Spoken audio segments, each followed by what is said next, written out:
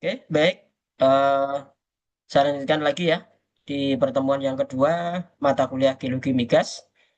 Pertemuan yang kedua ini kita akan membahas tentang kimia fisika hidrokarbon atau hakikat migas ya. Hakikat minyak dan gas bumi itu seperti apa?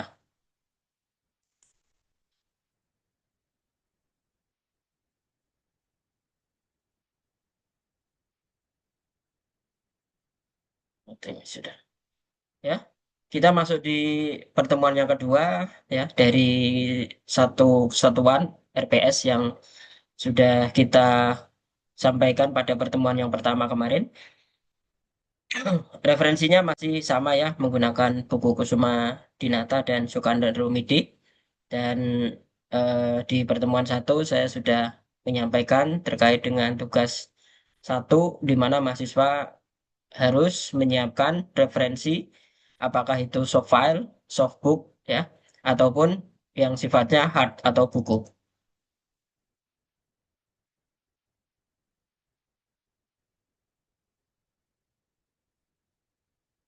Saya mulai dari konsep asal migas ya.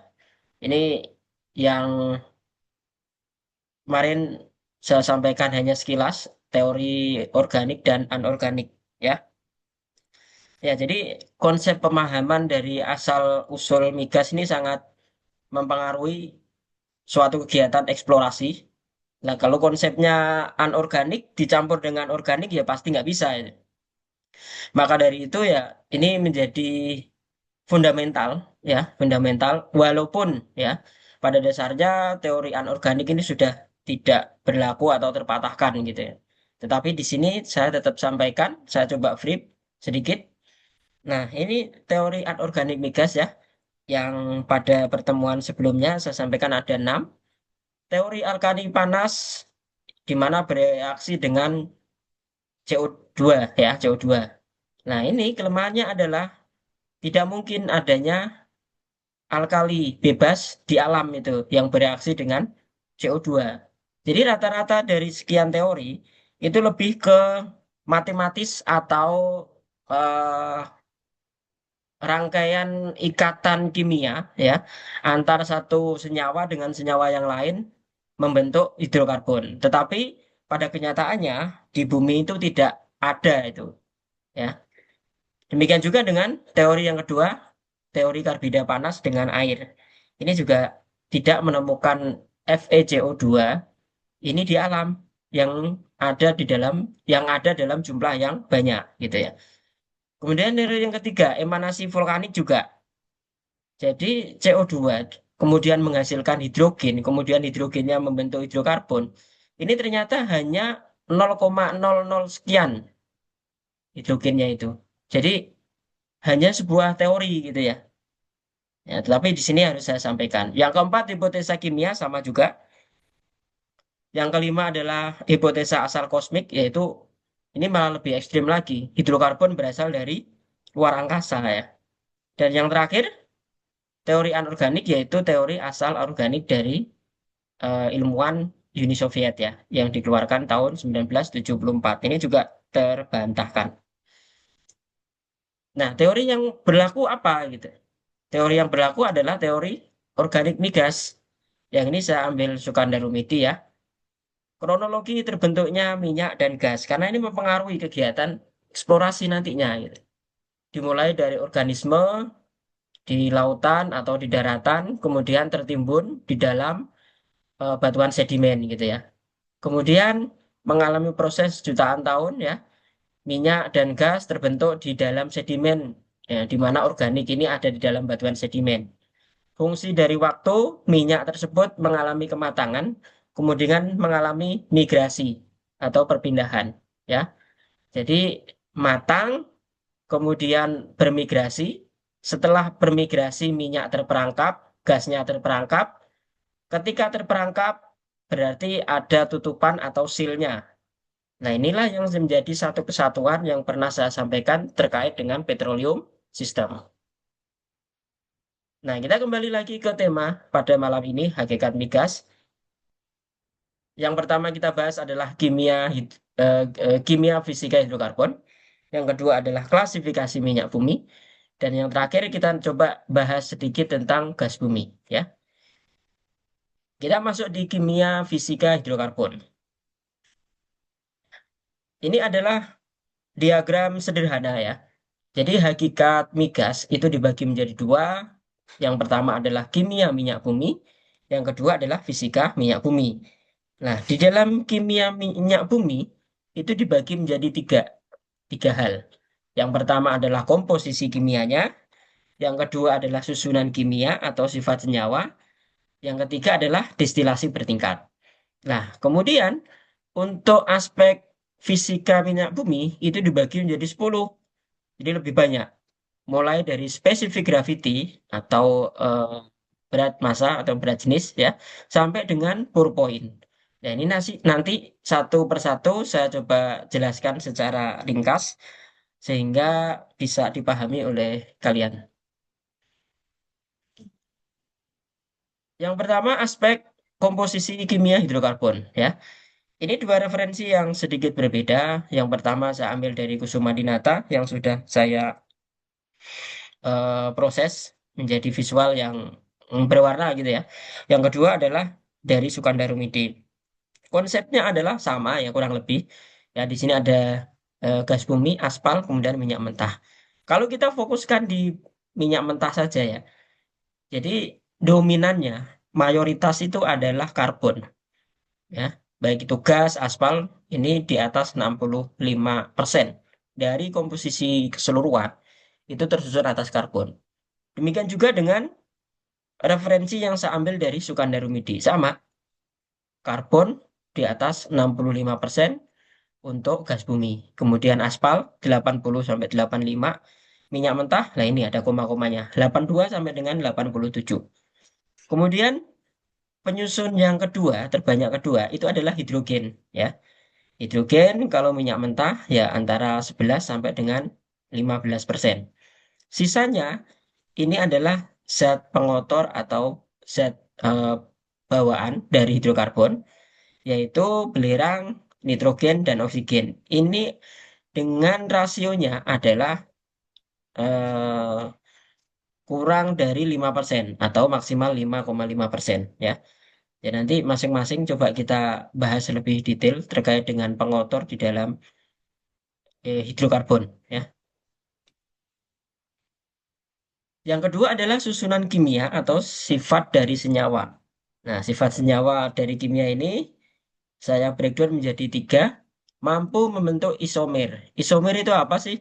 Isomer itu adalah rumus kimianya sama, tetapi struktur molekulnya beda. Nah, ini ya. Ini N4, C4H10. Ini juga C4H10 gitu ya. Nah, yang kiri itu disebut sebagai N-butana, yang kanan isobutana. Ya, rangkaiannya beda, rangkaian atau struktur molekulnya beda, tetapi memiliki rumus kimia yang sama. Itu yang disebut sebagai isomer. Nah, ini menjadi salah satu sifat hidrokarbon, yaitu mampu membentuk isomer. Yang kedua adalah bersifat jenuh dan tidak jenuh. Ya, ini contohnya. Kalau pernah mendengar eh, alkana, alkena, alkuna, nah ini di sini. Jadi jenuh itu ikatannya tunggal yang ditunjukkan dengan garis strip-strip satu.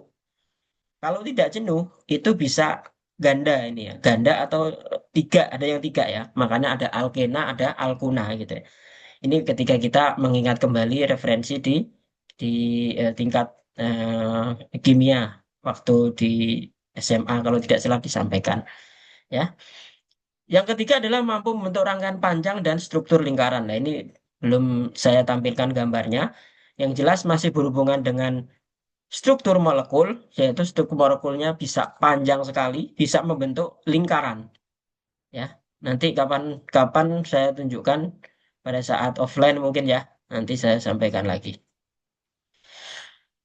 Yang ketiga adalah destilasi bertingkat. Nah, destilasi itu adalah penyulingan serta pengembunan dari berbagai macam cairan fluida yang memiliki titik didih yang berbeda. Jadi konsepnya adalah minyak mentah, kemudian dididihkan dengan temperatur makin meningkat. Nah, kemudian aktivitas dari penambahan temperatur ini menyebabkan hidrokarbon mengembun. Nah, mengembunnya memiliki derajat yang berbeda-beda ya. Di sini kan ada macam-macam. Ada gas, bensin, nafta, dan lain-lain. Ini juga saya ambil dari Kusuma Dinata, sama. Jadi masing-masing memiliki titik didih. Nah, ketika memiliki titik didih ini, itu adalah rangkaian C atau karbonnya itu yang menjadi pembeda ya. Misalkan gas C1 sampai C4, berarti ini memiliki titik didih yang lebih rendah atau titik didih kurang dari 200 derajat Celcius. Makin ke bawah, makin ke residu, ini titik didihnya makin makin tinggi. Oke, saya lanjutkan. Saya sampaikan secara keseluruhan dulu, nanti baru diskusi. Fisika minyak bumi. Yang pertama adalah spesifik gravity atau berat jenis ya. Nah, di sini adalah spesifik gravity. Kalau kita menggunakan dua referensi, tapi umumnya menggunakan derajat IPA ya, atau API ya, yaitu kalau rumus matematisnya 141,5 dibagi berat jenis dikurangi 131,5 ya.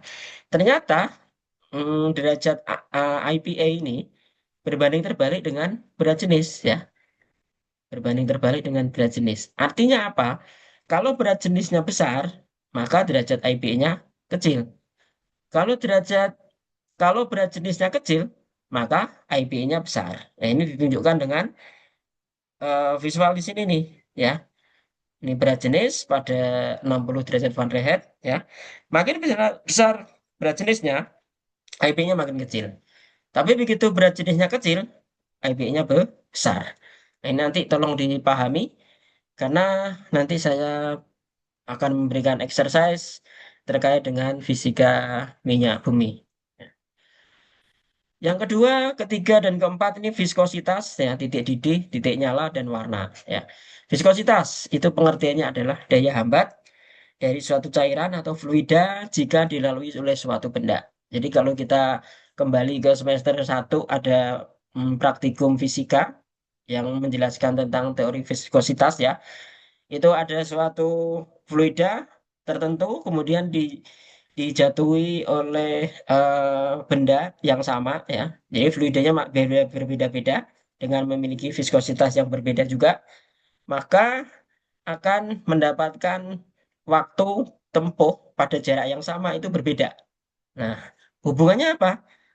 Semakin tinggi derajat IPA atau semakin rendah densitasnya, maka semakin rendah viskositas. Artinya apa? Artinya adalah derajat IPA berbanding terbalik dengan viskositas. Ya. Kemudian yang kedua di sini adalah titik didih dan titik nyala. Nah, ini titik didih tinggi berarti IPA-nya rendah atau densitasnya tinggi dan sebaliknya ya. Jadi istilah-istilah ini nanti kalau belum paham atau belum jelas dari penjelasan singkat saya, tolong di review kembali. Tidak hanya berdasarkan referensi yang saya sampaikan, tapi juga bisa diambil dari yang lain. Ya. Kemudian warna ya, warna. Warna berhubungan dengan densitas ya. Umumnya semakin gelap itu maka semakin dense ya. Artinya ya semakin densitasnya densitasnya tinggi, dia akan semakin gelap gitu ya. Nah, yang kelima, fluoresensi, yaitu kemampuan dari suatu senyawa hidrokarbon memancarkan warna lain jika terkena sinar UV. Jadi ketika ada bercak atau bekas atau trace dari hidrokarbon, ketika disinarkan dengan sinar UV, itu memiliki pola atau warna lain gitu ya. Nah, ini salah satu beberapa referensi ya yang menunjukkan berpendarnya ya, berpendarnya hidrokarbon ketika kena sinar UV. Nah, ini contoh yang lebih real ya. Ya, sebelah kiri ini adalah informasi MATLAB dengan deskripsi. Sebelah kanan ini adalah analisa fluoresensinya. Jadi ini cutting, dianalisa fluoresensi, kemudian ditetesi dengan cairan pada saat di lab ini kalau tidak salah ya, di lab pada saat mad logger melakukan aktivitasnya. Nah, di sini baru dideskripsi. Ini adalah keterangan dari fluoresensi. Umumnya fluoresensi ini menunjukkan salah satu indikasi di mana hidrokarbon tersebut ada di dalam sampel ya. Jadi menjadi salah satu indikator hidrokarbon, minyak atau gas itu hadir di dalam lapisan atau sampel tersebut. Yang nomor 6 adalah indeks refraksi. Ya, ini eh, berkaitan dengan perbandingan rasio nilai kecepatan cahaya saat melewati ruang hampa. Jadi ketika dilewatkan sinar apa namanya indeks refraksi ya di dalam bidang yang hampa utara itu maka memiliki indeks bias ya. Indeks biasnya ini ditunjukkan seperti ini ya. Ternyata hidrokarbon ini memiliki indeks refraksi antara 1,4 sampai 1,6 sini. Di sini ya. Ini melalui percobaan eh, laboratorium tentunya. Yang ketujuh, aktivitas optik ya. Daya daya memutar bidang polarisasi cahaya yang terpolarisasi ya. Ini dilakukan di laboratorium juga. Jadi ketika suatu sampel hidrokarbon itu dilakukan analisa terhadap bidang putar polarisasi, maka dia memiliki referensi atau memiliki pola yang unik gitu ya. Itu kenapa? Karena adanya zat yang disebut sebagai C26H4SOH ini. Ini hampir mirip dengan hemoglobin yang ada di dalam senyawa senyawa organik. Nah, ini salah satu yang menguatkan kenapa hidrokarbon itu lebih identik dengan teori organik dibandingkan dengan teori anorganik. Nah, di sini daya memutar optik ini tidak dapat terjadi pada zat hidrokarbon yang sintetik. Artinya anorganik tidak berlaku di sini. Yang delapan adalah bau. Ya, bau minyak bumi ini ada yang baunya sedap, ada yang tidak sedap ya. Bau yang sedap ini dipengaruhi oleh nitrogen, yang tidak sedap ya, nitrogen, belerang, atau H2S. Kemudian yang baunya sedikit sedap atau tidak menyengat ya, itu karena mengandung parafin dan naftan ya. Masih nyambung. Yang delapan adalah memiliki nilai kalori. Jadi nilai kalori ini adalah jumlah panas yang dihasilkan oleh 1 gram hidrokarbon atau minyak bumi. Nah, di sini coba kita bandingkan bahan bakar mulai dari kayu sampai bensin ini memiliki kalori yang berbeda-beda ya. Konsepnya adalah semakin minyak tersebut adalah kategori minyak ringan, maka akan memiliki kalori yang tinggi. Yang 10 adalah pour point. Titik tuang atau pour point adalah suhu terendah di mana minyak ini masih bisa mengalir. Nah, ini berarti kalau bisa mengalir ya tidak beku gitu. Ya, titik terendah di mana hidrokarbon atau minyak masih bisa mengalir. Ini ada dua sampel yang sedikit berbeda, bukan sedikit nih, jauh bedanya. Yang sebelah kiri ini kategorinya adalah light oil, ya, minyak ringan dengan derajat IPE-nya adalah 39,8. Yang kita kategorikan sebagai low power point oil, LPPO, di mana titik terendahnya itu adalah 3 derajat Celcius. Ya, ini sangat cair. Jadi pada kondisi 0 derajat Celcius, minyak ini masih bisa ngalir. Ya, di bawah -3 derajat Celcius baru tidak bisa mengalir atau beku. Kemudian yang sebelah kanan ini ada heavy oil. Ya, derajat IB-nya sangat rendah yaitu 19. Kita kategorikan sebagai high pour point oil, di mana titik terendah minyak tersebut bisa mengalir itu adalah 52 derajat Celcius. Suhu permukaan aja 30-35 derajat ya. Ini 52, ini setengah mendidih udah. Ini yang diperlukan suhu minimum.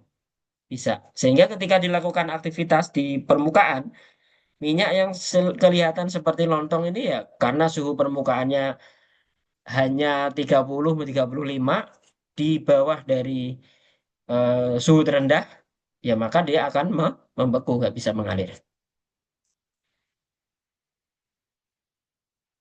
Oke, ini klasifikasi minyak ya.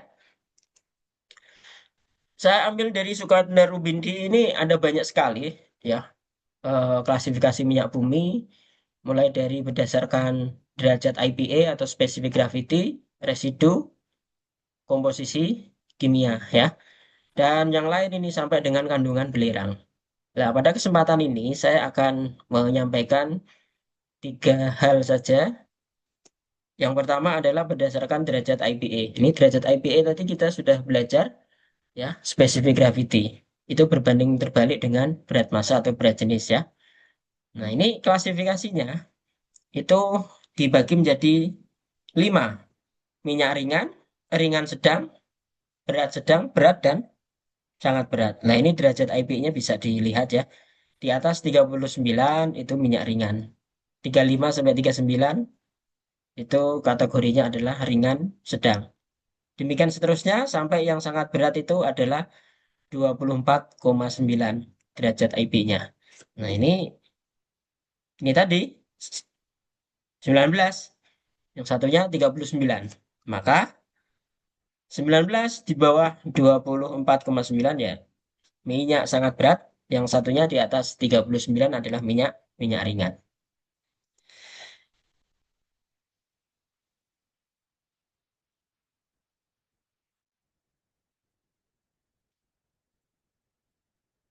Ini perbandingan antara minyak ringan dengan minyak berat ya.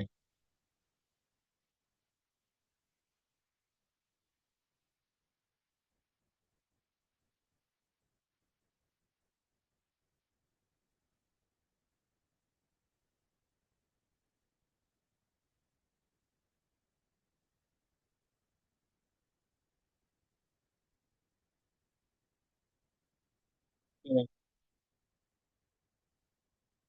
Minyak berat sampai permukaan yang seperti lontong itu, ya, langsung beku itu di sini ya. Ya karena dia memerlukan temperatur yang tinggi untuk bisa mengalir ya. Ini aja tadi ditunjukkan dengan temperatur minimal 52 derajat derajat Celcius ya.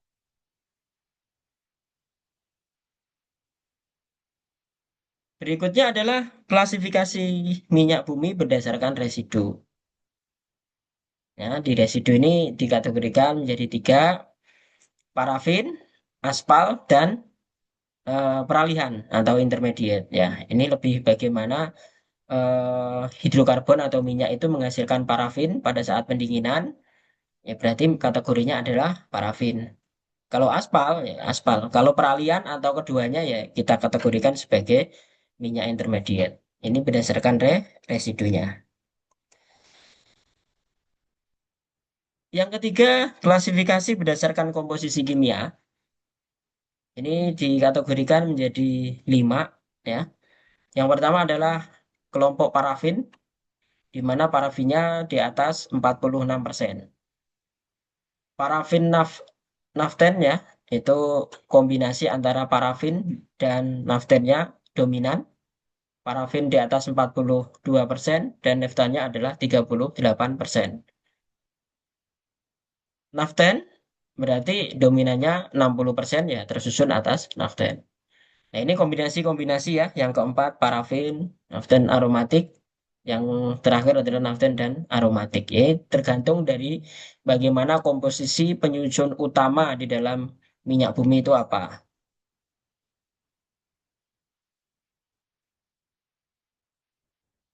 Saya lanjutkan yang ketiga yaitu tentang gas bumi ya. Ini pengertian yang saya ambil dari Kusuma Dinata. Gas bumi itu adalah hidrokarbon alam dengan titik didihnya rendah ya. Nomor atomnya rendah dari C1 sampai dengan C4 ini. Kemudian catatannya adalah dan dapat dikomersilkan. Artinya terakumulasi dalam jumlah yang ekonomis sehingga bisa dikomersilkan. Nah, gas bumi ini dibagi menjadi dua, gas bebas atau non-aso. Ya, dari bawah permukaan sampai ke permukaan, ya itu ya gasnya tidak berubah. Gitu. Kemudian yang kedua adalah aso gas aso atau gas larut, di mana gasnya itu merupakan fase di dalam minyak bumi. Ya, jadi pada kondisi tertentu bisa menjadi liquid, pada kondisi tertentu bisa menjadi gas. Ini yang disebut sebagai gas terlarut atau gas aso. Kemudian susunan kimianya, ya kita sudah pelajari sebelumnya tentang rumus kimia, mulai dari metan, ya metan, etan, propan, demikian seterusnya ya. Dan minyak bumi ini bisa dikategorikan menjadi gas bumi ya maksud saya. Itu dikategorikan sebagai gas kering atau dry gas dan gas basah atau wet gas. Ya, tergantung dari kadar cairan atau uap yang ikut di dalamnya. Nah, ini yang saya sampaikan di awal tadi ya, beberapa hal terkait dengan persentase yang minor itu umumnya adalah sebagai pengotor. Ya, pengotor ini bisa di gas bumi atau di minyak bumi. Ya, di sini ada empat: CO2, karbon dioksida, hidrokarbon, hidrogen sulfida H2S, nitrogen dan helium. Ini adalah zat pengotor di dalam gas gas bumi.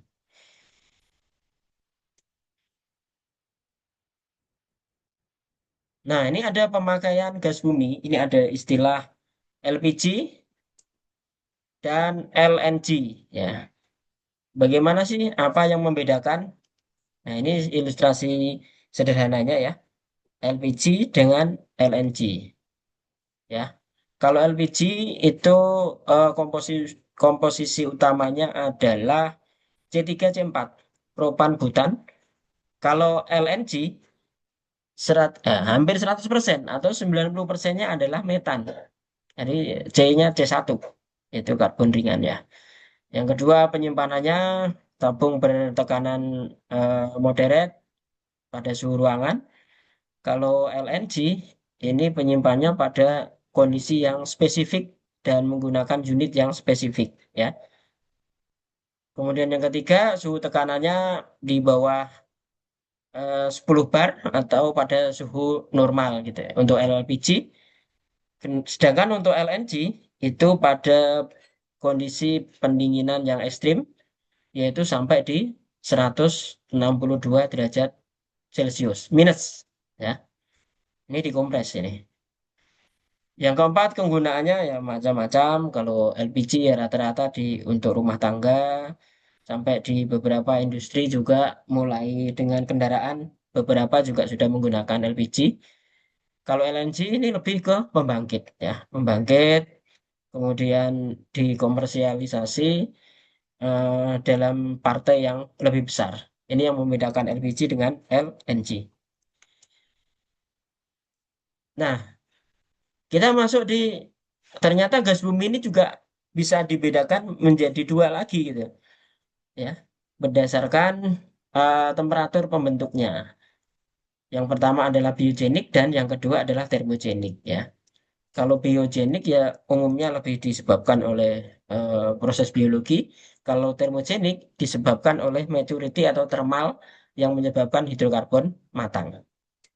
Nah, ini adalah sekilas perbedaan antara biogenik dengan termogenik gas. Ya, kalau biogenik ini relatif dangkal, kalau termogenik umumnya adalah dalam. Ini temperaturnya udah kelihatan ya, rendah, relatif rendah. Kalau ini tinggi. Ini proses pembentukannya ini bisa cepat. Kalau termogenik ini prosesnya sangat lama. Ini sangat lambat, yaitu jutaan tahun.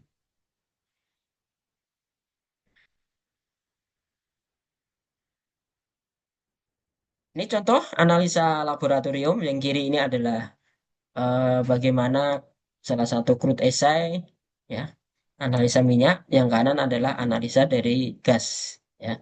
Ini kelihatan kan nitrogen, karbon dioksidanya itu macam-macam ini ada kayak.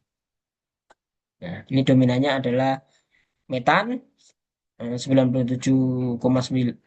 berarti hampir 98% ya. Sini.